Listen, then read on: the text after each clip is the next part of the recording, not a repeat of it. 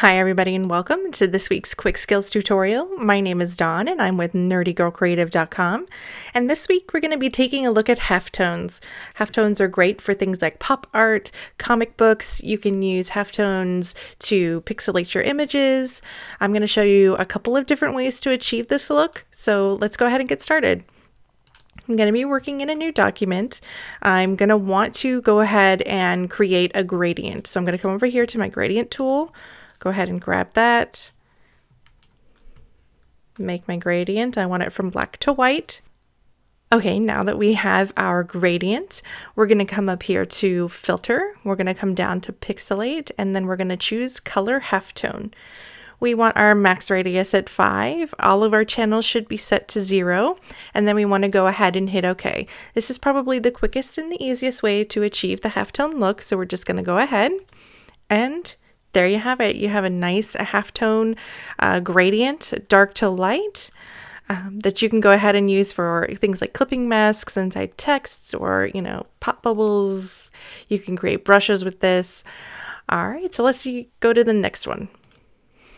This technique for creating a halftone, we're going to be using a shape this time. So we're going to go ahead, I'm going to create my shape, bring it into the center, and then I want to go ahead and give this shape a gradient. So I'm going to come down here to the effects. I'm going to go to gradient overlay. I want the black to white overlay. Go ahead and hit OK. And then what you want to do is come over here to image, and we want to switch our image mode to grayscale. It's going to ask us to merge our layers and discard anything we're not using. Go ahead and do that. Come back up to image, go to bitmap, and then we're going to go ahead and flatten the layer. Okay, so you want your resolution to be at the same resolution that your image is. So mine is 300, so we're going to stick with that. You want to use your method as halftone screen. Going to go ahead and hit OK.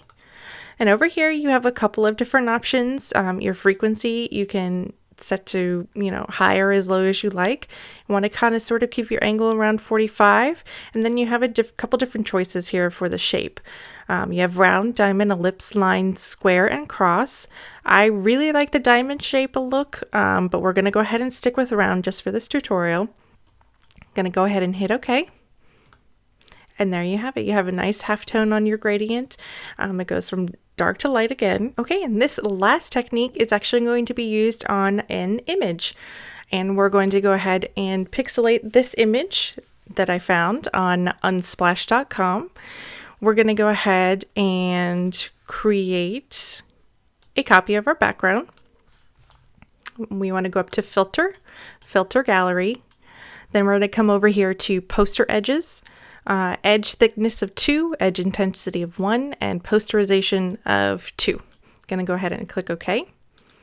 Then I'm going to go ahead and create a copy of this layer. And then we're going to come up here to filter, pixelate, color halftone. I want to change my channels to 108, 162,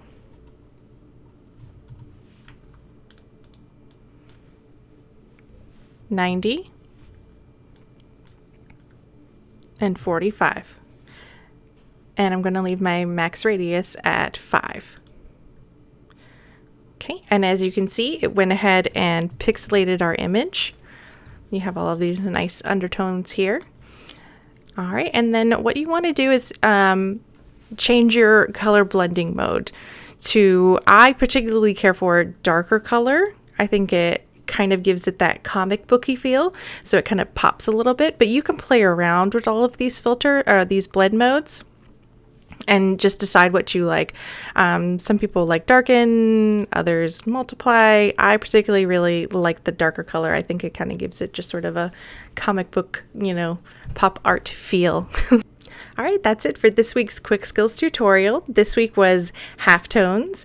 There's a new Quick Skills tutorial every Wednesday, so don't forget to like, subscribe, and share this video. And don't forget to check out nerdygirlcreative.com.